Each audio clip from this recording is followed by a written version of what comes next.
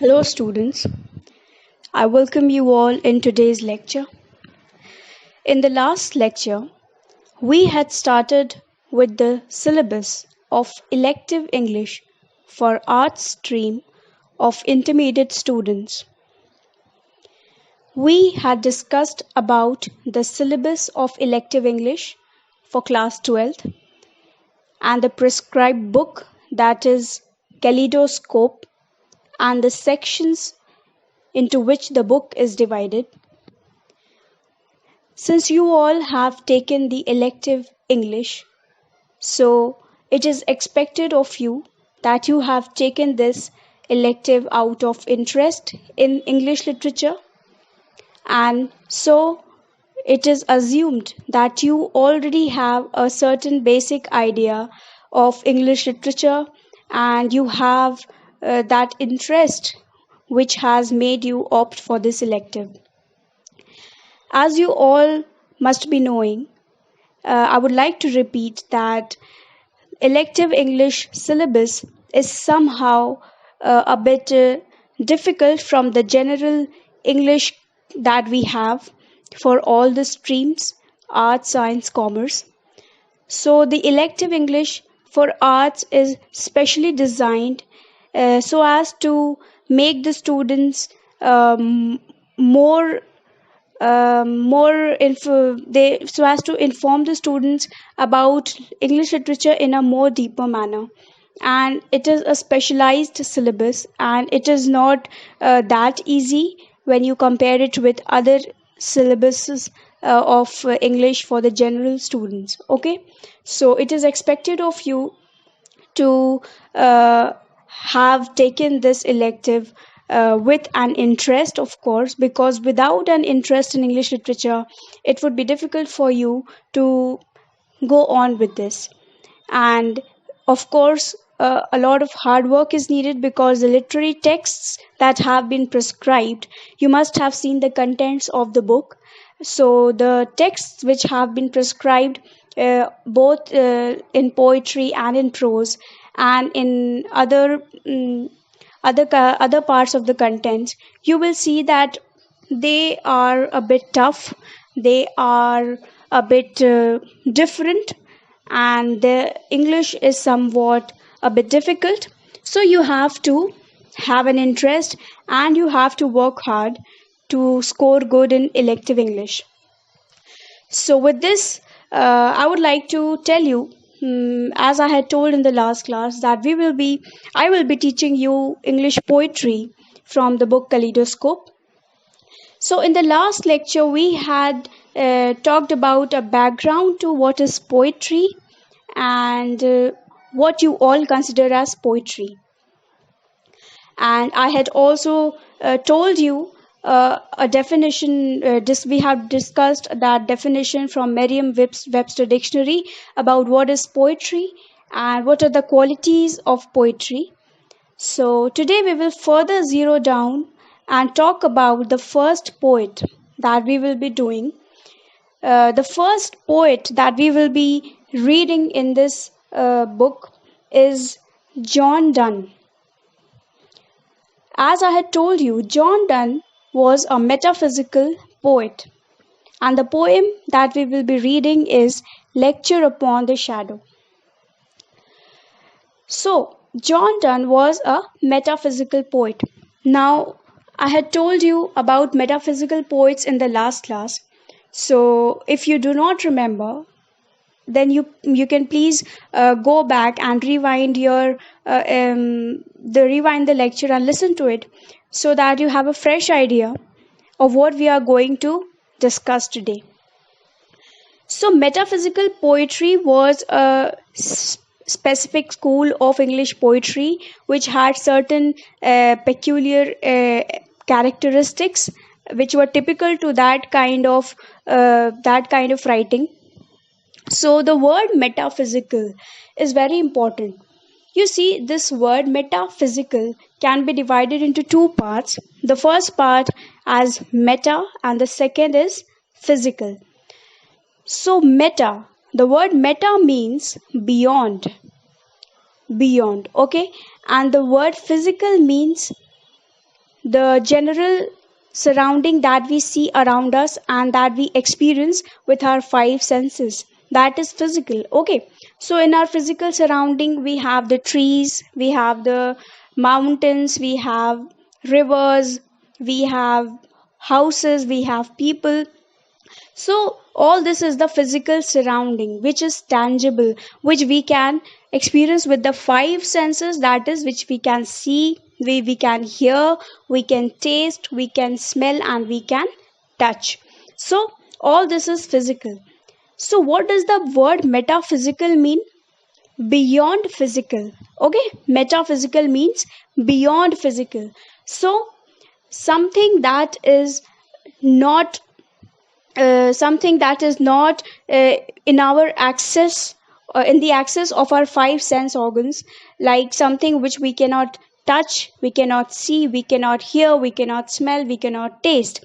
Okay, so it is something beyond the physical, and it is something abstract is something which can only be felt, which can only be imagined. Okay, so I hope you have understood the meaning of this word metaphysical, because it is very important to understand the meaning of this word in order to understand the kind of poetry in this specific school of writing. Okay, so coming to the metaphysical poet John Donne.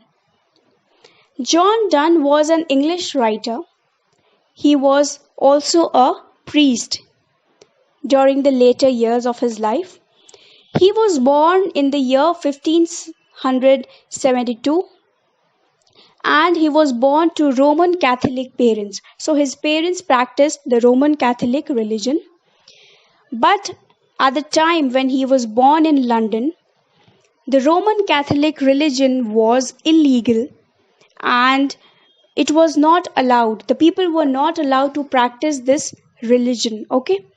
So you see that the time when he was born, that was a time of great political and religious turmoil, conflict.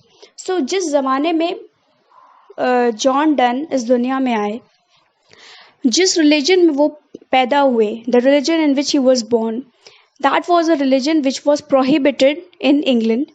And so वो एक ऐसा time था जिसमें बहुत ज़्यादा religious turmoil थी, बहुत conflict थे रिलीजन को लेकर लोगों में, और पॉलिटिक्स को लेकर पॉलिटिक्स बहुत थी, और रिलीजन को लेके लोगों में बहुत कन्फ्लिक्ट्स थे.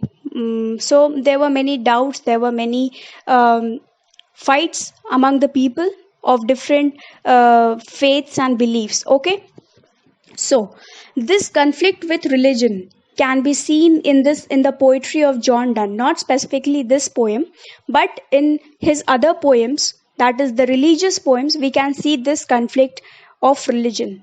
Okay, so John Donne had studied both at Oxford University and Cambridge University.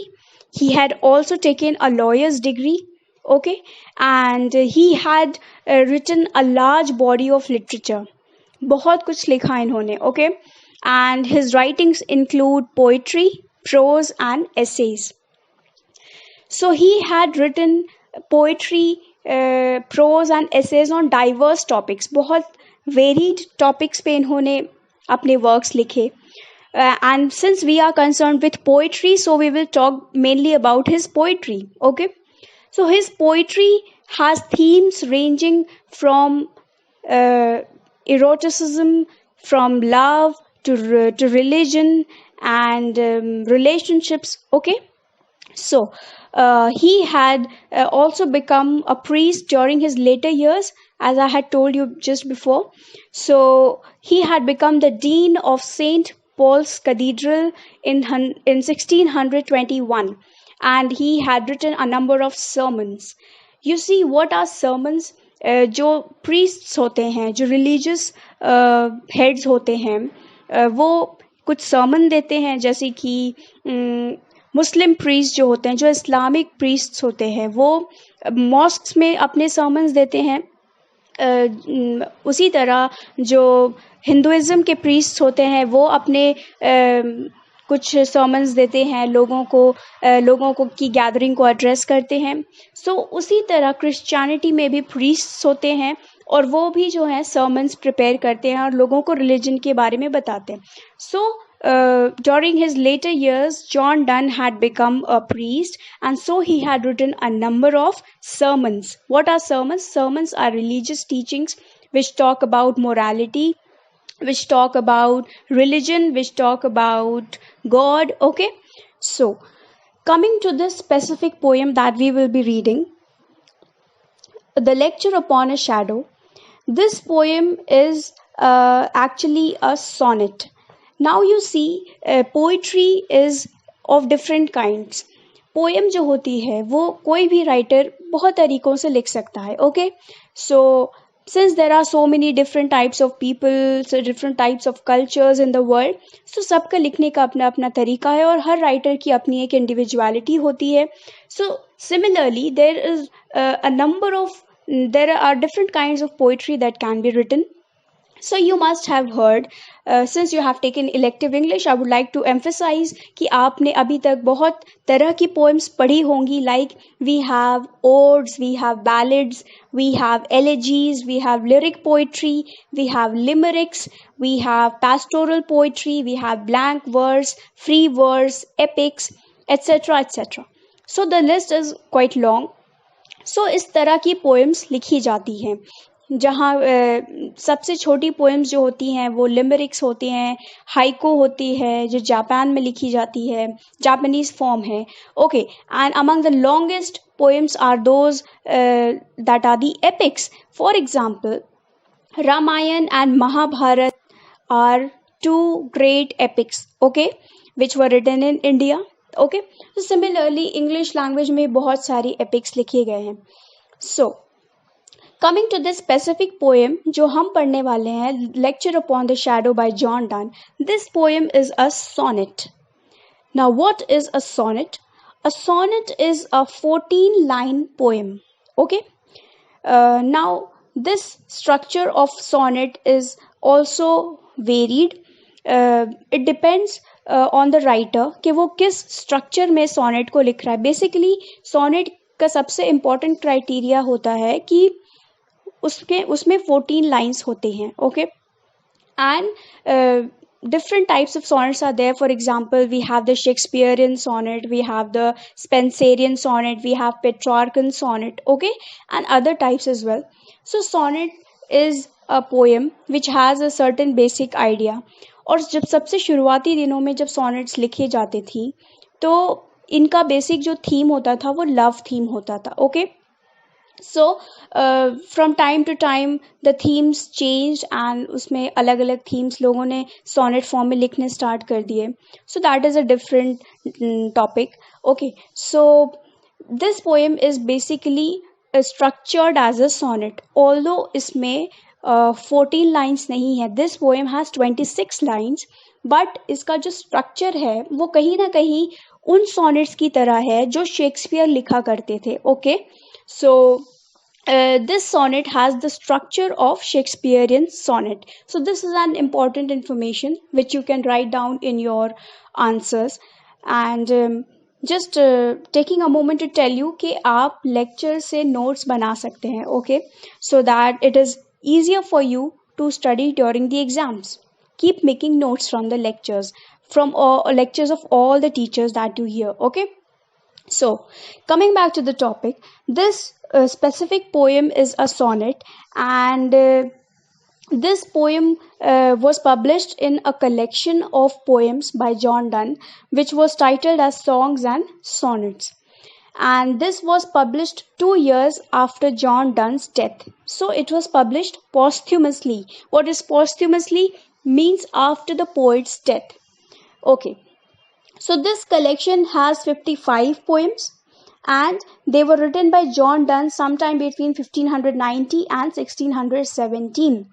So this collection has this poem that we are going to study. This is one of his love poems. You see, हमने बात की कि John Donne जो थे वो अलग अलग themes पे पोएम्स लिखते थे. तो दो बेसिक जो थीम्स हैं जिन पे इनके पोएम्स को हम डिवाइड कर सकते हैं, one are the secular poems, like the poems which are based on themes like love and relationships and lovers and union and separation, and the second is the religious poems. Okay, so this poem falls in the criteria of love poem, because इसका जो central theme है, the central idea is that of love between a man and a woman. So this poem is a lecture upon a shadow. Now, what makes this poem different from other love poems that were written during Donne's time? The difference lies in the kind of ingenuity of the poet, the kind of extraordinariness of the poem. जब हम poem को पढ़ेंगे, so you will realize the kind of difference this poem has from the other poems, the other love poems that you must have read or will read. Okay, so, this is not a typical love poem. It narrates the phases of a love relationship where a love which once blossomed later deteriorates. Okay, so once it was blossoming and now it deteriorates. So, this phase of blossoming and then coming down, like going of a from the bottom to the top, that is the climax of a pyramid, and then coming down. So this phase of a relationship is being talked about in this poem. So the person, the speaker of the poem, is a lover, of course, and he is talking to his beloved. Okay, so this poem has intense emotions, and it has the use of made the use of conceit. Now, in the last lecture, we had talked about what is conceit. Conceit is a kind of a metaphor. Metaphor, you must have read that a metaphor is a comparison between two very different things. Like you compare the sun with somebody's eyes, you compare a book and a cat, for example. So it is something which is completely out of the imagination of the writer. Okay, so metaphor is a comparison between two dissimilar things. Okay, so what is a conceit? A conceit is also a kind of a metaphor that compares two dissimilar things in a very unusual manner.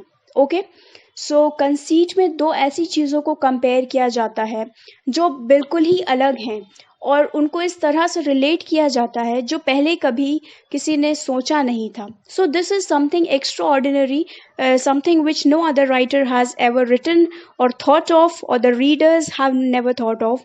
So this is a conceit, and it is usually used in metaphysical poetry to surprise the readers, to strike very unusual comparisons between two objects. For example, here the relationship is being compared to the shadow. Okay, the shadow, that is the movement of the sun from morning till evening and sundown.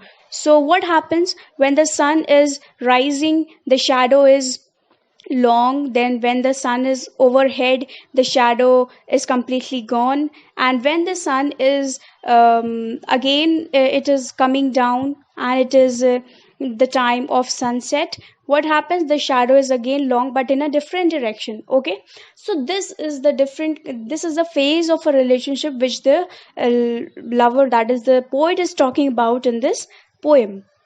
So, this is something very unusual. I'm sure you must not have thought about this comparison before this poem. Okay, so this is about the poem, and I have already told you about the structure of the poem, that it is structured something like a Shakespearean sonnet, and it has 26 lines instead of the 14 lines that generally a sonnet has. Okay, so this poem also has a number of poetic devices. You see, जब भी कोई poet poetry लिखता है, तो वो कोई भी simple simple तरीके से नहीं लिखता है, जैसे कि हम प्रोज लिखते हैं या हर दिन बात जिस तरह करते हैं उस तरह हम पोइट्री नहीं लिखते हैं. Like we don't write Ram is a boy and he went to the shop. इस तरह से हम पोएम्स नहीं लिखते हैं. हम पोएम्स किस तरह लिखते हैं? We use some comparisons, we use some imagery, we use some devices which make the poem a poem. Okay, otherwise it would be a prose.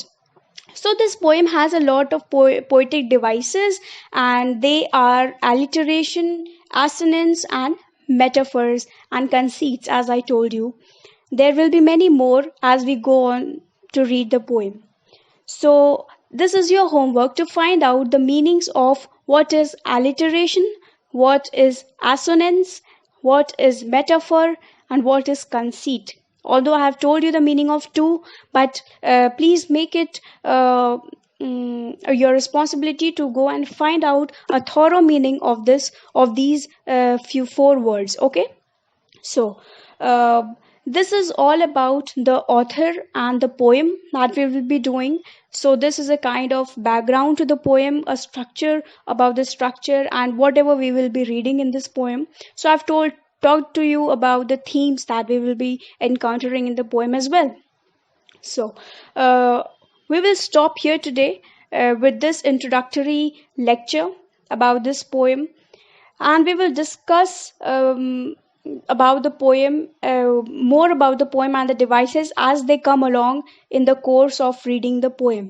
So, in the next lecture, what we will do, we will start with the poem itself, and we will start with a line by line explanation. So, I request you all to read this poem. It is a short poem, not a very long one. So please read the poem at least twice before coming for the next lecture, so that you know what we are going to study. You have a certain basic idea of the kind of poem that we are going to study. So, with this, I would like to wrap up this lecture, and I hope that you will find out the meanings, do some research of your own, and read the poem. So, until then, take care of yourselves. Thank you, and see you.